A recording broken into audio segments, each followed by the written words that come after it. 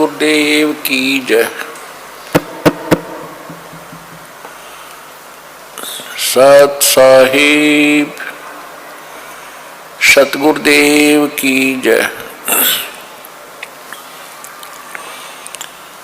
सर्व संगत से प्रार्थना है, सत्संग प्रारंभ हो रहा है। कृपया सत्संग स्थल पर शांतिपूर्वक विराजमान होकर के श्रद्धा से सत्संग सुने। परमेश्वर की प्यारी आत्माओं से पुनर्निवेदन है, सत्संग प्रारंभ हो रहा है। कृपया सत्संग स्थल पर शांतिपूर्वक विराजमान होकर के श्रद्धा से सत्संग सुने। सत साहिब सतगुरुदेव की जय। बंदी छोड़ कबीर परमेश्वर जी की जय। बंदी छोड़ गरीबदास जी महाराज जी की जय। स्वामी रामदेवानंद जी गुरु महाराज जी की जय हो।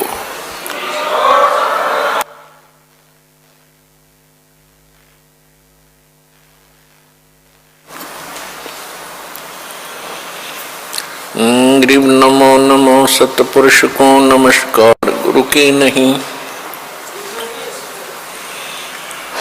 सुर नर मुनि जन साधुआ संतों सर्वसदी नहीं। सतगुरु साहेब संत सब डंडो तुम प्रणाम। आगे पीछे मध्य हुए तिनको जा कुर्बान। नराकार निर्विषम काल जाल व्यंजनम निर्लेपम निज निर्गुणम अकल अनुपवेशुंडनम। सोहम सुरति समाप्तम सकल समाना निर्तल। उज्ज्वल हिरंबर हरदमम बेपरवा अथाह वार पार निमज्जतम। ग्रीव जो सुमर सद होई गणनायक गलता ना करो अनुग्रह सोई पारस पद परवाना।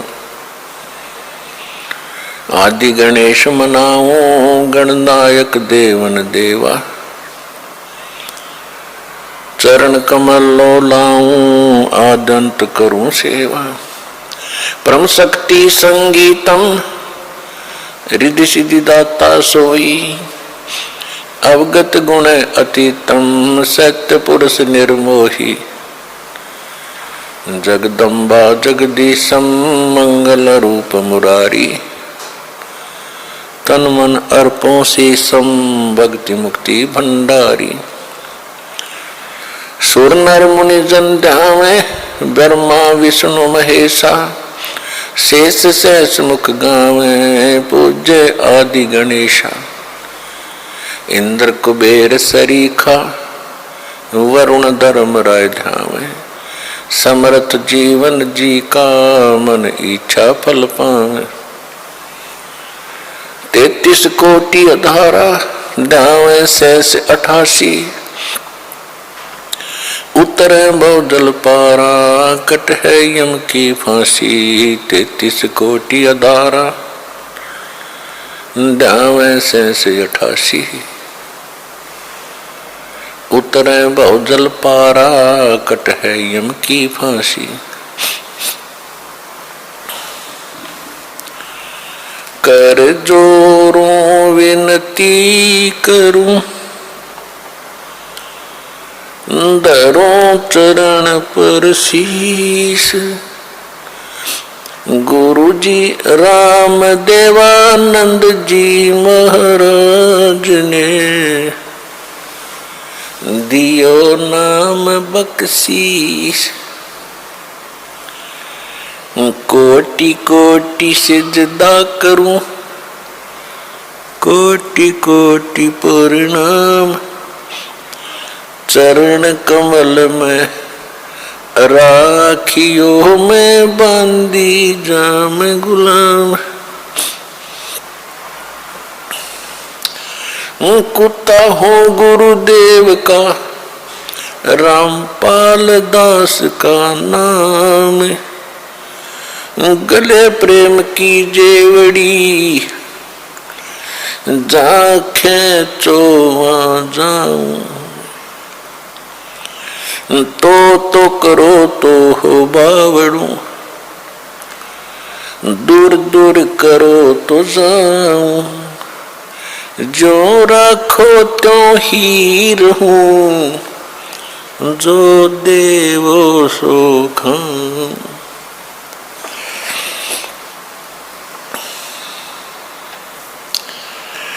परम पिता परमात्मा पूर्ण ब्रह्म सर्व सृष्टि के रचने वाले कबीर परमेश्वर जी की असीम रजा से आप परमात्मा की चंद पुण्य आत्माएं परमेश्वर की महिमा सुनने के लिए उपस्थित। तो यहाँ आपसे प्रार्थना की जाती है, जब तक सत्संग चले आप सब चिंताएं और इधर उधर की गल्ला बातें छोड़ के ध्यान से सत्संग सुनो। चाहे कोई रोगी है, चाहे कोई संकट है किसी प्रकार का, आप एकाग्रचित्त होकर सत्संग सुनोगे तो राहत मिलेगी और ये ज्ञान ग्रहण होगा। इस ज्ञान से आपको 70% लाभ तो ज्ञान से मिलेगा। दिवाली मनाते हैं, अब इसमें के फंड शुरू कर दिया, बम भटकावेंगे, कितना प्रदूषण हो जाता है। किसी की आंख में डाला, आंख फूट गई, किसी के कपड़े जल गए, किसी के खेतों में पूड़ियां जल गई, किसी के घर में आग लग गई और प्रदूषण निरा। और सारी रात बड़ कोई मरीज है, बीमार है, उसने वो परेशानी रहे। ये कोई खुशी का तरीका है? और फिर उद्देश्य क्या? बोला इस दिन भगवान श्री राम सीता ने लेकर आया था, दिवाली वाले दिन वापस आया था, और वह गई भी तो थी काटी उसने 2 साल पाछे। फिर वो क्यों ना मनाया जिस दिन वह मां दुखी रही, सारी उम्र तंग पाई। इस एक दिन के दिवाली वाले दिन ने कह दे दिया सीता जी को, आजीवन भटकती रही, एक जंगल में टाइम पास किया, 2 बच्चों को लेकर के रहती थी। या कुरीतियां संतों ने हटाने की चेष्टा की तो अन्य समाज ने उसको लगाने की चेष्टा की, तो जिस कारण से भक्त और संसार के अंदर सदा से ही विरोध बना रहा। क्योंकि संसार की जो रीतियां रिवाज है वो काल प्रेरित है, वो यही रहने की है, और संतों की मर्यादा इस काल की मर्यादाओं से हटकर है, वो भक्ति बाधक है। इसलिए अन्य समाज के लोग कहते हैं देखो इन्होंने तो माता ढोकनी भी छोड़ दी, इन्होंने तो बाबा श्याम जी भी नहीं पूज रहे हैं, ये तो ऐसे भी नहीं कर रहे हैं, ये तो दिवाली भी नहीं मना रहे हैं, ये कैसे हो गए हैं, इन तो बट्ठा बैठा दिया। एक भक्त बतावा था, कहने लगा जी आज 10 वर्ष हो गए हमने कोई त्योहार नहीं मना लिया। नाम लिया था उसने उस दिन, फिर वो अपने दुख गिनावा था, कह रहा था जी हमने 10 वर्ष हो गए हमारा त्योहार नहीं मन लिया, ना होली, ना दिवाली, ना तीज, ना कोई अन्य। क्या कारण? कि हमारा परिवार है, कभी तो हमारे घर में कोई खुद जवान भाई की मृत्यु हो जाती है, 1 वर्ष उसकी चिंता पूरी होती है, तब तक दूसरा कोई रिश्तेदार निकट में, जैसे बहन का पति मर गया, फिर त्योहार मने नहीं, फिर कोई बिल्कुल साथ में का केताऊ का मर गया जवान, फिर ऐसे फिर लड़का मर गया, 10 वर्ष हो गए हमने त्योहार नहीं मना लिया। तो फिर इन त्योहारों को किस लिए मनाते हैं? या तो फिर भी मनाओ अगर इतने कंपलसरी है तो। ये कहने का भाव ये है यहाँ कुछ मनाने की जरूरत ना है, या तो भगवान के गुण गान की आवश्यकता है, और उस समय कोई याद रखे ये जाने का समय। अच्छी आत्माएं मर गई, वो भूत बन गई, वो भी अपने ही परिजनों के अंदर समाये रहते हैं, लेकिन वो परेशान नहीं करते हैं।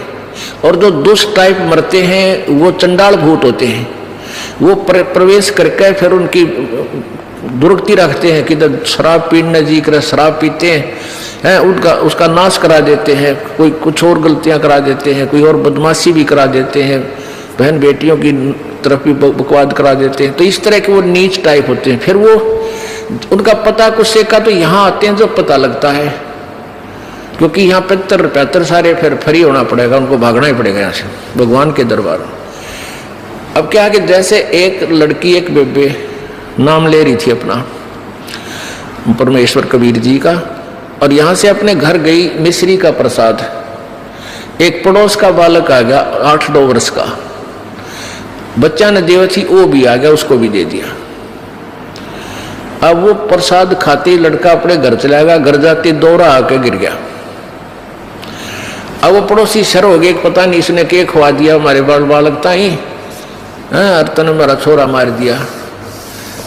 अब वह कहने लगी देखो वैसे तो आप कुछ भी कहो, ये इस बालक ने मरा तो नहीं, वो फिर ठीक हो गया, लेकिन 2 घंटे के बाद होश में आया। अब उस बहन ने बताया कि मैंने तो यही प्रसाद अपने बालकों को दिया था, यही आप कहते दिया था, इन्हें पूछ लो चाहे मेरा कोई उद्देश्य। फिर उसने आके यहाँ बताया कि महाराज जी ऐसे ऐसे हमने उस लड़का था पड़ोस में, उसने प्रसाद दे दिया, उसको दौड़े आ गए और मेरी तो जान न साका कर दिया उन्हें, तो इसलिए हमने मना कर रखा किसी को ये प्रसाद मत दो। क्योंकि वो क्या था कारण कि वो प्रसाद देने से उसमें प्रेत विद्यमान था, उन्हीं का कोई पत्थर था, और वो प्रसाद खाने से परमात्मा की वाणी से उसमें वो चार्ज हो रहा था। प्रसाद उसी को कहते हैं, जैसे भगवान शंकर जी के शिव जी के वचनों से वो गंदा अंडा चार्ज हो गया, वो उसमें फिर दोबारा से चेतनता आएगी, स्वस्थ हो गया। तो इस भगवान के वचनों से वाणी से आप यहाँ आते हो, आपको कोई बीमारी है छोटी मोटी, तो इन वचनों से सत्संग से भी राहत मिलनी शुरू हो जाती है, और अंदर बच्चा भी कोई ऐसा गड़बड़ वाला हो तो भी स्वस्थ होना शुरू हो जाता है। ठीक है, हम तो दास हैं, फिर भी हमारी कथा परमात्मा ही की सुना रहे हैं, तो इस तरह ये बहुत लाभ देता है। आप बालक को, डॉक्टर को पता होता है कौन सी मेडिसिन और इसको कहाँ असर कर रही है। तो वो क्या था, मैंने उसको बताया बेटी उसमें प्रेत था, अरे प्रसाद खान दे उसका लागे लठ, वो छोरे मत निकलना नहीं चाहा था, वो इस तरह बेहोश हो गया, फिर वो छोड़कर उसने उसमें से निकलना पड़ा, फिर वो लड़का होश में आ गया। तो ऐसी गलती मत करो, तुम बदनाम भी हो गए। उनको कोशिश करो फिर समझाने की, नाम दिलाने की अपने मित्रों को, भाई बहनों को, पड़ोसियों को, क्योंकि मालिक के दरबार में फिर ये मिलकर जागरूकता लाए, पाखंड और अंधविश्वास को जड़ से मिटाए। परमात्मा ने जो भक्ति करनी है तो भगत की तरह रहना पड़ेगा, बुराइयों से भी बचना होगा, और एक बहुत ही साधु भाव में रहना पड़ेगा, किसी की आत्मा नहीं दुखावे।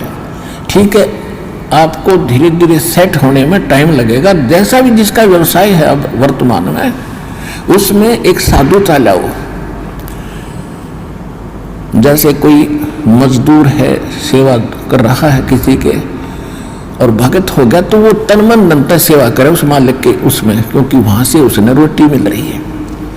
और फिर परमात्मा ऐसी प्रेरणा करेगा उस मालिक के अंदर, देख भगत आदमी होते ऐसा हो भाई, कोई चीज पड़ी रहो घर में उसके लिए मिट्टी समझो, चाहे पैसा हो चाहे सोना हो, कुछ भी हो, अपनी मिली हुई 2 रोटी यानी 2 जो दिहाड़ी मिलती है उसमें संतोष सब्र करके देखा कितनी इज्जत बनेगी उसकी, और कितनी विनम्रता और उसके प्रति सद्भावना और उसका आदर बनेगा उस मालिक के हृदय में। इसी प्रकार अगर आप मालिक हैं, भगत हैं, आपके यहाँ कोई सेवादार सेवा करता है, उनको अपने बच्चों की तरह समझे, उनको भगवान के बच्चे समझे। वो बालक सेवा कर रहे हैं, भगवान के बच्चे हैं, उनको प्यार दे और उनके साथ कोई ऐसा गलत बर्ताव नहीं करे। और फिर कुछ दिनों में उनके दिल में ऐसी भावना होगी, परमात्मा दोनों तरफ रोल करता, जब हम मालिक के अनुसार चलेंगे फिर उन बच्चों में भी, उन सेवादारों में भी ऐसी भावना भर देगा भी हमारे जैसा नालायक नहीं, इसे ऐसे भले आदमी के घर में रामूनी से 21 कराएंगे, सेवा में मजदूरी में 21 काम करा करेंगे भाई। तो इस तरह कितना अच्छा माहौल बनेगा। और हम जैसे मालिक तो समझता है कि न पैसे दो 100 रुपये और काम खींचूं 1000 का, और मजदूर क्या समझते हैं, रुपये लेवा 500 और काम करा 100 रुपया का। दोनों की नीयत खराब और दोनों दुखी, कर्म भी बिगड़े, टेंशन बनी रहे। तो इस प्रकार हमने अपने इस अंतःकरण के अंदर एक साधु भाव लाना पड़ेगा, और तब हम देखना आपका वातावरण कैसे बदलने लगेगा, कैसे बदलने लगेगा, पूछो मत। तो तब हम यहाँ भी सुखी होंगे।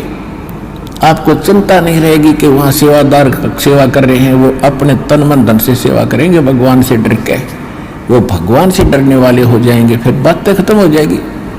अब तो आग लगी पड़ी है, रिश्वत ले ले, यूँ ले लूँ, फलान करूँ, जब करूँगा तेरा काम धर दे 500 रुपये। और उधर से 500 ले लिए, डॉक्टर के जाकर 1000 लग गए, वो 500 भी गए, 500 अपनी तनख्वाह में तो गए। अरे वो पाप कर्म जो के धुंधरे के धराए रहेंगे, फिर गधा बनकर पूरे करेगा जिससे रिश्वत ली है। तो इसी विघ्न में पैर दो मत, ये भगवान बताना चाहते हैं।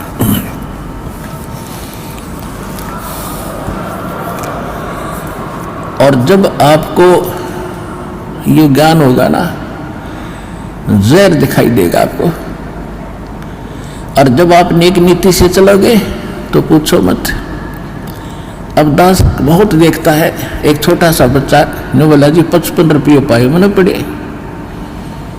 वो घर पे ले आया, घर वाले बोले ना बेटा हमने नीचे धर दे, अपना दान पात्र में डाल दिए, इस विषना हम नहीं खाएंगे। अब देख जिसके गिरे थे उसको पुण्य हुआ, अब यहाँ पर भंडारे में लग गए। और वैसे उस पर चवन्नी खर्च हो रही थी कि उसने विधि का पता नहीं, और वैसे कोई और मिल जाता उसने जाते कहीं गोटी लाओ उसके 55 रुपये की, या कितने मांस मिट्टी खाओ उसको और पाप लगाओ। तो इस प्रकार हमारी नीत साबित होगी, भगवान खुश होगा, और जब भगवान खुश होगा तो फिर कमी नहीं रहेगी। हमने परमात्मा को प्रसन्न करना है, और परमात्मा प्रसन्न होगा तो फिर कमी किस चीज की, फिर तो क्या बताते हैं परमात्मा, साईं इतना दीजियो जामे कुटुंब समावे, हम भी भूखे ना रहे, अतिथि न भूखो जावे। इससे अधिक मांगना इस काल की जेल में हमारी महामूर्खता है कि इतना ही मांग लो बस तुम, इसमें सब कुछ मिलेगा, क्योंकि ये कलयुग है, और कलयुग में मशीनरी जरूरी होगी। तो आप इतना ही मांगो जामे कुटुंब समावे, यानी रिक्वायरमेंट ऑफ द फैमिली, परिवार की आवश्यकताएं।